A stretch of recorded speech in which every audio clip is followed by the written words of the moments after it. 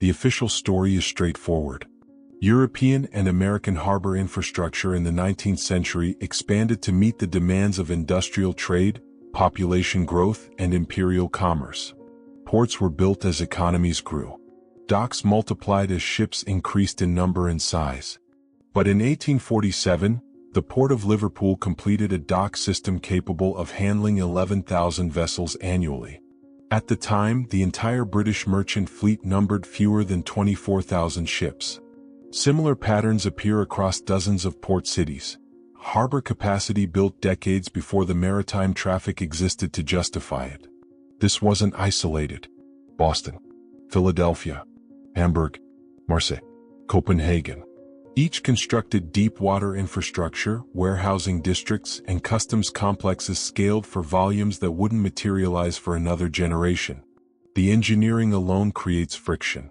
Before we continue, it's important to note, this documentary presents historical observations and architectural questions without claiming definitive answers. The term Tartaria appears in historical maps and documents, but its meaning and scope remain contested. What follows examines infrastructure through the lens of timing, scale, and demand, not as proof of any particular historical model, but as an invitation to observe patterns that standard explanations address unevenly. Let's begin with what's documented. In 1832, the city of New York opened a customs house designed to process import duties for a trade volume 3 times larger than what the city handled at the time. The building featured 47 administrative offices, vaulted storage for thousands of shipping manifests, and marble-floored inspection halls that dwarfed the foot traffic passing through them for the next 15 years. The architect wasn't guessing.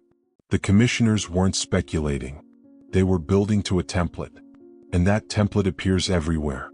The Royal Albert Dock in London, completed in 1880, was engineered to accommodate steamships with drafts up to 30 feet, a specification that wouldn't become standard until the early 1900s. The hydraulic cranes installed along the quays could lift 35 tons, far beyond the capacity needed for cargo ships operating at the time. Warehouses lined the waterfront with ceiling heights and floor loads calculated for goods that hadn't yet entered regular trade. It wasn't visionary. It was synchronous. Across the Atlantic, similar infrastructure appeared in ports with vastly different trade profiles. Charleston, South Carolina, a regional cotton port, constructed granite wharves in the 1820s with load-bearing capacities identical to those being built in Liverpool and Amsterdam during the same decade. The engineering drawings, the materials, even the administrative layouts of the harbor master offices followed patterns that transcended local need. This raises a question about transmission. How did mid-sized American ports adopt the same maritime infrastructure standards as major European trade hubs without the shipping volume to justify the investment? The usual explanation involves industrial foresight and capital speculation. But foresight implies prediction. These weren't predictions. They were specifications. Consider the scale. Between 1825 and 1850, more than 60 deep-water ports across the Northern Hemisphere underwent expansion or reconstruction. The majority of these projects were completed within a 15-year window. The majority involved infrastructure designed for capacities 50% to 200% beyond contemporary demand. And the majority shared architectural and administrative features that suggest coordination or inheritance.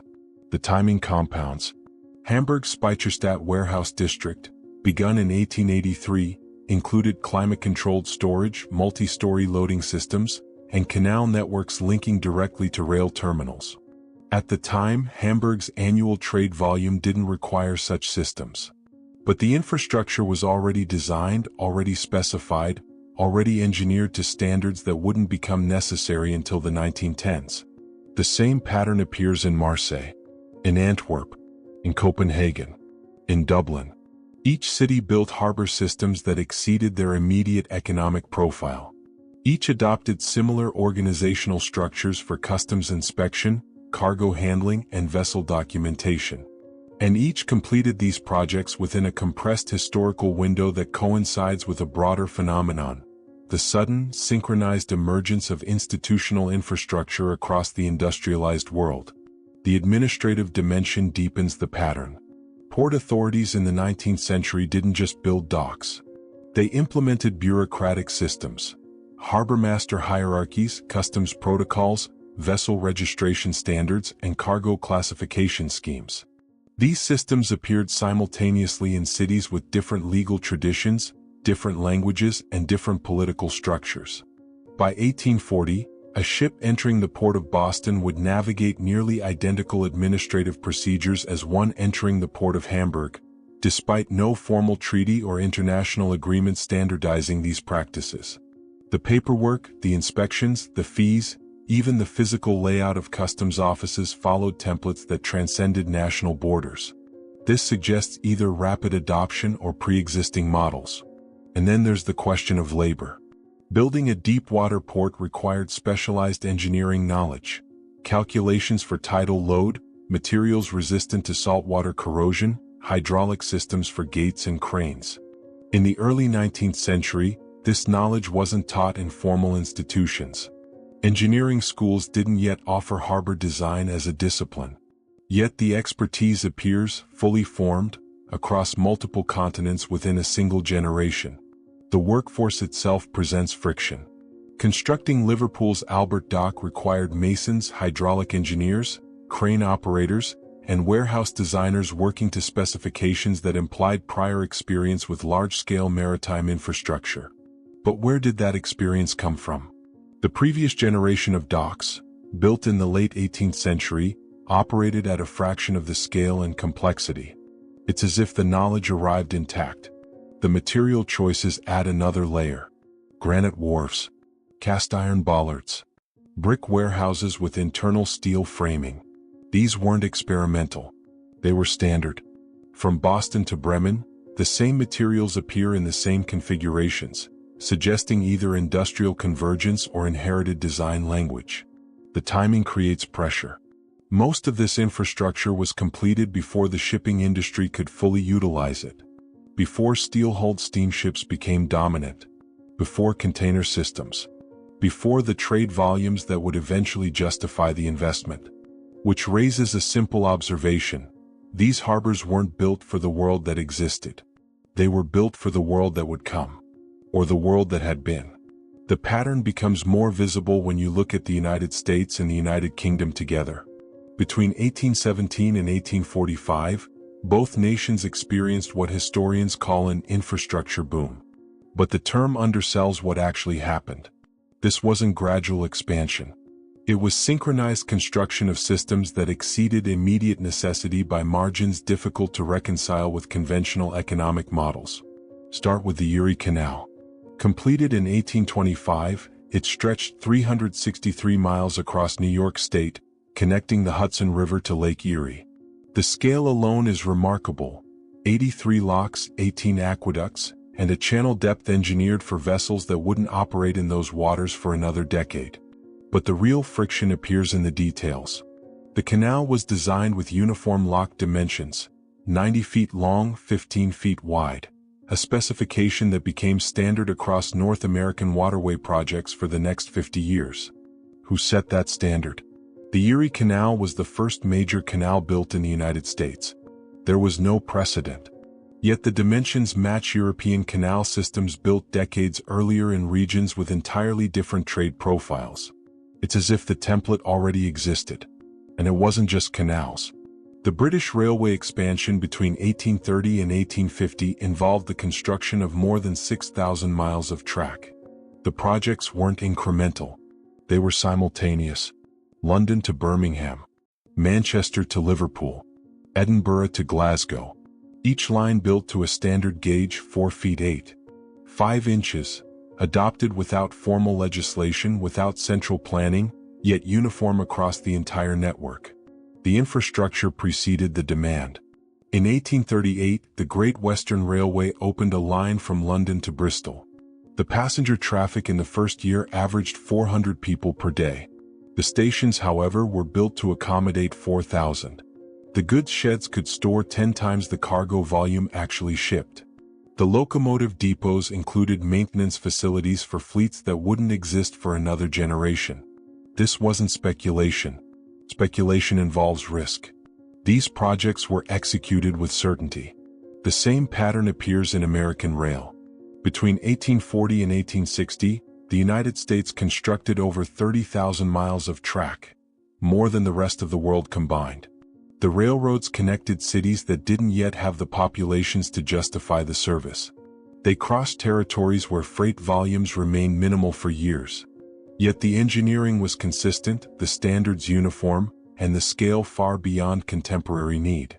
The timing compounds when you examine grain storage. In the 1840s, grain elevators began appearing in American port cities: Buffalo, Chicago, Milwaukee. These weren't simple warehouses. They were mechanized systems with vertical storage silos, steam-powered hoists, and automated distribution networks. The elevator in Buffalo, completed in 1843, could store 55,000 bushels of grain, more than the city's entire annual wheat trade at the time. By 1850, Chicago had 11 grain elevators with a combined capacity exceeding 1 million bushels. The local harvest couldn't fill them. The transportation network couldn't supply them. Yet the infrastructure stood ready, waiting for agricultural production that wouldn't materialize until the 1860s. The same overcapacity appears in British warehousing. London Street Catherine Docks, opened in 1828, featured storage vaults designed for high-value goods: tea, ivory, spices, indigo. The vaults could hold 200,000 tons. In 1828, the entire British East India Company's annual import volume was approximately 80,000 tons. The discrepancy isn't subtle. And it's not isolated. Liverpool's warehouses, Glasgow's bonded storage, Bristol's custom sheds, each built to capacities that exceeded the trade volumes of their era by factors of 2, 3, sometimes 5. Each completed within a narrow historical window. Each sharing architectural features: arched ceilings, iron columns, hydraulic systems that suggest a common design language. Then there's the question of urban planning. In the 1830s, American cities began implementing grid systems: Philadelphia, Manhattan, Chicago, San Francisco. These weren't organic street layouts that evolved over time. They were imposed, surveyed, pre-planned, and they anticipated populations that didn't yet exist. Manhattan Street Grid, finalized in 1811, extended north to 155th Street, into farmland. The population of New York City at the time was concentrated below 14th Street. Yet the grid was laid out for a city of millions, decades before that population arrived. Chicago's grid, established in the 1830s, divided the prairie into uniform blocks long before the city's explosive growth in the 1850s and 60s. The same pattern appears in Midwestern cities that were little more than trading posts when their street systems were surveyed. It's as if someone knew the cities would grow, and knew how large they would become. The administrative infrastructure followed the same pattern. In 1836, the United Kingdom established a centralized General Register office to manage birth, marriage, and death records. Within 5 years, similar systems appeared across English-speaking nations: Canada, Australia, New Zealand, and multiple states. The bureaucratic structures were nearly identical. The record-keeping protocols matched. The forms themselves shared layouts and language. This level of administrative synchronization typically requires decades of gradual adoption. It happened in less than 10 years. The same phenomenon appears in postal systems. In 1840, Britain introduced the penny post: uniform postal rates, prepaid stamps, standardized delivery networks. By 1847, similar systems had been implemented in the United States, Canada, and Australia. Not inspired by, replicated. The organizational models, the pricing structures, even the physical design of post offices followed templates that transcended national borders. The infrastructure wasn't just physical. It was institutional. And it appeared everywhere at once. Municipal water systems provide another example. Between 1840 and 1860, major cities across the United States and Britain constructed centralized waterworks, reservoirs, aqueducts, distribution networks. The systems were engineered for populations far larger than those cities contained at the time. Philadelphia's Fairmount Waterworks, completed in 1815, could supply 20 million gallons per day. The city's population in 1815 was approximately 100,000 people, requiring roughly 3 million gallons per day by contemporary standards.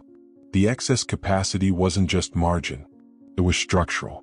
The same over-engineering appears in Boston, New York, London, Manchester, and Glasgow.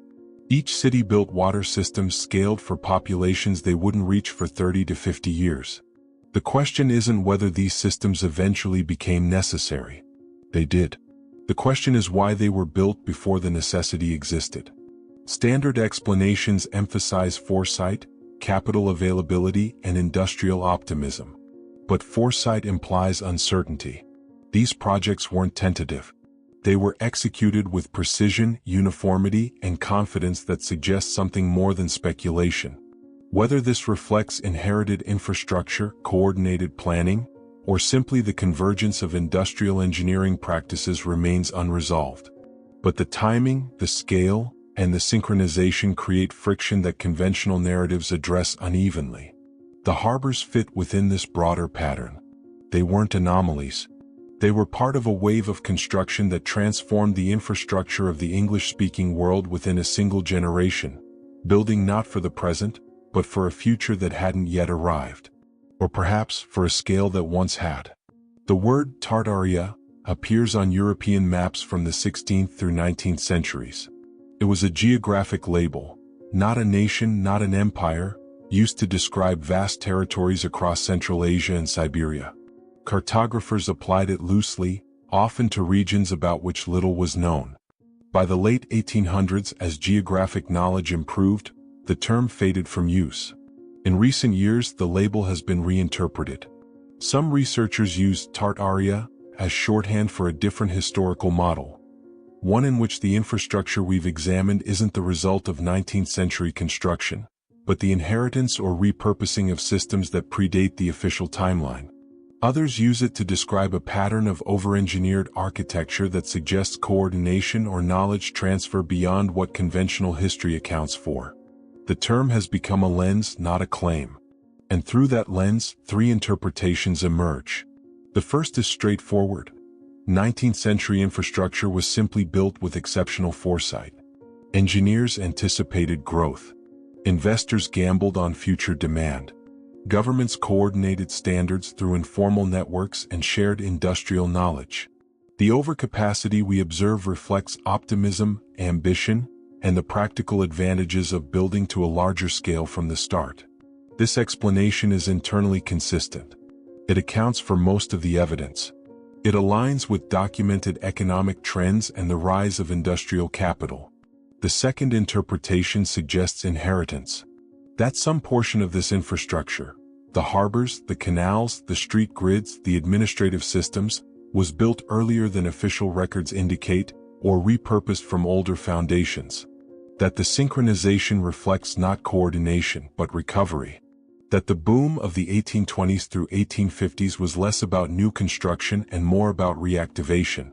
This model explains the uniformity, the scale, and the sudden appearance of complex systems without clear developmental precedent.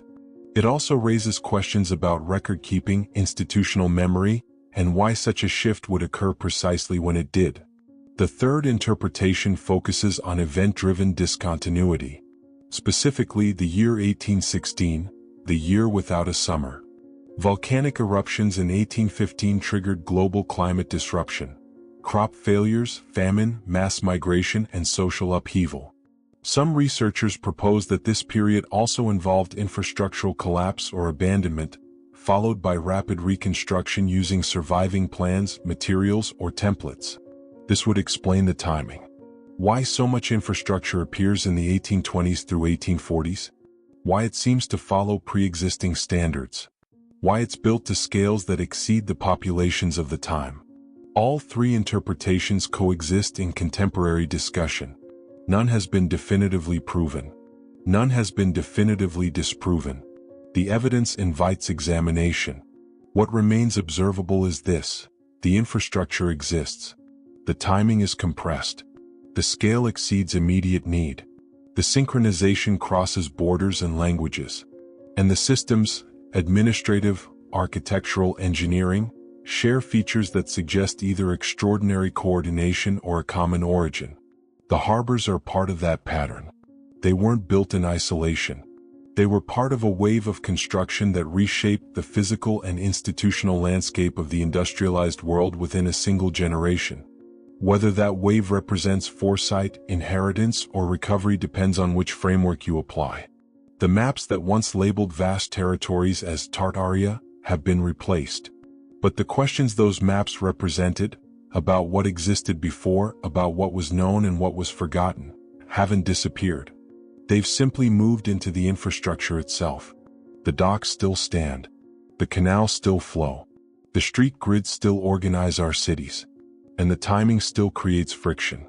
This documentary doesn't claim to resolve that friction. It simply observes it. The official history provides answers that work for most of the evidence, but not all of it. And the gaps, the overcapacity, the synchronization, the sudden appearance of complex systems, remain open to interpretation. The term Tartaria has become a way of naming that openness. A placeholder for questions about scale, timing, and inheritance that conventional narratives address unevenly. The evidence doesn't demand belief. It invites attention. And whether you interpret these patterns as foresight, inheritance, or something else entirely, the infrastructure remains. Overbuilt. Synchronized. Waiting for explanations that fit as precisely as the locked dimensions on a canal built 2 centuries ago. The harbors look overbuilt for their era because by every measurable standard they were. What that means is still being written.